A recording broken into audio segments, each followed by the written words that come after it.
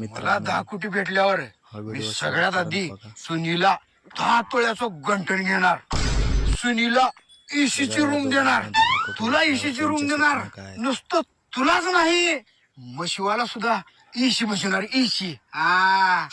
हे जाऊ दे, तुला जर 10 कोटी भेटले तर तू काय करणार? मी पहिला इथनं मुंबईला जाणार, मुंबईला जाऊन दुबईची फ्लाईट बुक करणार, दुबईला जाऊन बुर्ज खलिफा आहे का नाही, बुर्ज खलिफा तिची टॉपची रूम, टॉपची रूम ती बुक करणार आणि गॅलरीत येऊन तुला हाय करणार असं.